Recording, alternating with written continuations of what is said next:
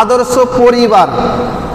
তার আগে একটা কথা বলি, আমাদের সকলের স্ত্রী আছে, দেখবেন অধিকাংশ মানুষের স্বামী স্ত্রীর সঙ্গে ঝামেলা হয়, তর্ক বিতর্ক হয়, স্ত্রী স্বামীকে অপমান করে, গালি দেয়, খারাপ ভাষায় কথা বলে এবং স্বামী স্ত্রীর মধ্যে ঝামেলা লেগেই থাকে। কেন হয়? স্বামী স্ত্রীর মধ্যে শান্তি নাই কেন? আপনি তো অনেক টাকা ইনকাম করেন, বাড়ি 2 তলা 3 তলা বাড়ি করেছেন, খাবারের অভাব নেই, বাড়ির অভাব নেই, জামা কাপড়ের অভাব নেই, আপনার সব কিছুই আছে, কিন্তু আপনার স্ত্রীর সঙ্গে আপনার ঝামেলা কেন হবে? আপনার স্ত্রীর সঙ্গে আপনার ঝামেলা কেন হয়? পরিবারে শান্তি কেন নাই? মনে হয় যে শান্তিতে বসবাস করতে পারছি না, এরকম কষ্টের মধ্যে অনেক মানুষ থাকে। এটা হওয়ার 1 নম্বর কারণ যে আমাদের পরিবারটা আদর্শ পরিবার তৈরি হয়নি। আদর্শ পরিবার মানে আপনি আদর্শ পুরুষ হতে পারেননি, আপনার স্ত্রীও আদর্শ নারী হতে পারেনি। আদর্শ পুরুষ এবং আদর্শ নারী হতে হবে আমাদেরকে। যেই পয়েন্টগুলো বললাম এগুলি আমাদের মধ্যে থাকতে হবে। আদর্শ নারী কারা? আল্লাহ রাসূল সাল্লাল্লাহু আলাইহি ওয়াসাল্লাম বলছেন, এই পুরো পৃথিবীটা হচ্ছে ধন সম্পদ, পুরো পৃথিবীটাই। কিন্তু ধন সম্পদ, আপনার এই ধন সম্পদ কিছুই নাই একজন আদর্শ নারীর কাছে। একজন আদর্শ নারী হচ্ছে পৃথিবীর চাইতে বেশি উত্তম বড় সম্পদ। গোটা পৃথিবীকে যদি একদিকে করেন আর একজন আদর্শবান মহিলাকে যদি এক সাইডে করেন, সেইটাই সবচেয়ে বেশি দামি হবে। অতএব আদর্শ নারী কারা হবে?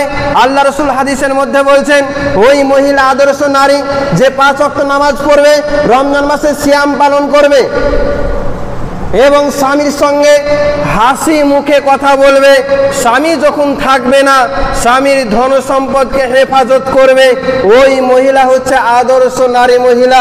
আপনার স্ত্রী কি আপনার সঙ্গে হাসি মুখে কথা বলে? আপনি বিদেশে অনেক টাকা আপনি ইনকাম করেন, আপনার স্ত্রীর অ্যাকাউন্টে আপনি পাঠিয়ে দেন, আপনার স্ত্রী বেফালতা খরচ করে দেয়, আপনার কথা চিন্তা করে না, আপনার ধন সম্পদের চিন্তা করে না, নিজের লজ্জাস্থানের হেফাজত করে না। আপনি বিদেশে আছেন, আপনার স্ত্রী অন্য পুরুষের সঙ্গে কথা বলে, তাহলে সেই মহিলা কি আদর্শ মহিলা হবে? আদর্শ মহিলা হতে হবে। আপনার ছেলের যখন বিয়ে দিবেন, যেই মেয়েটার সঙ্গে বিয়ে দিবেন সেই মেয়েটা যেন ভালো হয়, সেই মেয়েটা যেন 5 ওয়াক্ত নামাজ পড়ে, সেই মেয়েটা যেন পর্দা করে, সেই মেয়ের সঙ্গে আপনার ছেলের বিয়ে দিবেন। তবে আপনার ছেলের সংসারটা আদর্শ পরিবার হবে। আপনি যেই ভুল করেছেন, আপনার ছেলের আপনার মেয়ের সেরকম জীবন নষ্ট করবেন না। আপনার ছেলে যদি বিয়ে দেন সেরকম জায়গা দেখে দিবেন, আর যারা বিয়ে করেননি সেরকম আদর্শ নারী দেখে বিয়ে করবেন। আপনার স্ত্রী যদি ভালো না হয়, আপনি সংসারে কোনদিন সুখ শান্তি আনতে পারবেন না, সংসারে কোনদিন বরকতও থাকবে না। যেসব মহিলারা, অনেক মানুষ দেখবেন আমাদের ছেলে মেয়েগুলো বেফলতা ভাবে তারা পর্দা করে না, তারা ইসলামিক কোনো আইন মানে না, নামাজও পড়ে না, আপনার স্ত্রীও পড়ে না, আপনি হয়তো 5 ওয়াক্ত নামাজ পড়ছেন, আপনার মেয়েও পড়ে না, আপনার ছেলেও পড়ে না, সেটা আদর্শ পরিবার হবে না। অতএব আল্লাহ রাসূল সাল্লাল্লাহু আলাইহি ওয়াসাল্লাম বলছেন, সালাসাতুন লা ইয়াদখুলুল জান্নাত, 3 শ্রেণীর লোক জান্নাতে যাবে না, 3 শ্রেণীর লোক জান্নাতে যাবে না। তার মধ্যে 1 শ্রেণী মানুষ হচ্ছে যেসব মহিলারা পুরুষের পোশাক পরিধান করে। পুরুষের পোশাক মানে পোশাক তো পরিধান করবে, পুরুষের মতন চলাফেরা করবে। আপনার ছেলে আছে, মেয়ে আছে, আপনার ছেলে বড় হয়েছে, আপনার ছেলে একাই কলকাতা যেতে পারবে, কোনো অসুবিধা নেই। আপনার মেয়েকে যদি আপনি একাই কলকাতা পাঠিয়ে দেন, বহরমপুর পাঠিয়ে দেন, এটা কিন্তু ইসলামে নিষিদ্ধ, এটা করা চলবে না। আপনার মেয়ে 20 দিন একাই চলাফেরা করতে পারবে না। একটা ছেলে পারবে, একজন মেয়ে পারবে না। যদি ওই মেয়েটা ছেলেদের মতন চলাফেরা করে, যেখানে ইচ্ছা সেখানে চলে যায়, যা ইচ্ছা সেই রকম ভাবে চলে, তাহলে সেই মেয়েটা হচ্ছে জাহান্নামী মহিলা। এই কথা আল্লাহ রাসূল বলছেন, তারা জান্নাতে যাবে না।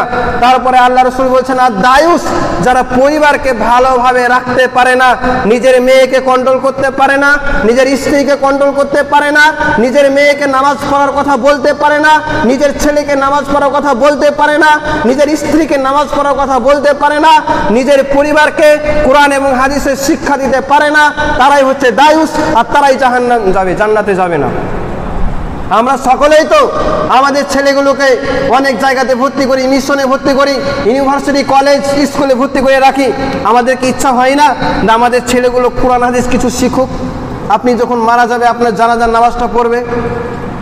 যার জন্য আজকে এত কষ্ট করছেন, অনেক টাকা ইনকাম করলেন, আপনার ছেলের জন্য বাড়ি করলেন, গাড়ি করলেন, আপনার ছেলেকে উচ্চ শিক্ষায় শিক্ষিত করলেন, আপনি যখন মারা গেলেন আপনার জানাজাও পড়তে পারলো না।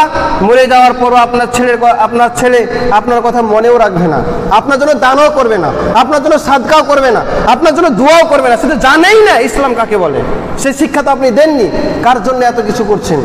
অতএব আমাদের সকলকে এই ইসলামের নিয়ম কানুন মানতে হবে, আদর্শ পুরুষ হতে হবে, ইমানদার হতে হবে, মুমিন হতে হবে। ইসলাম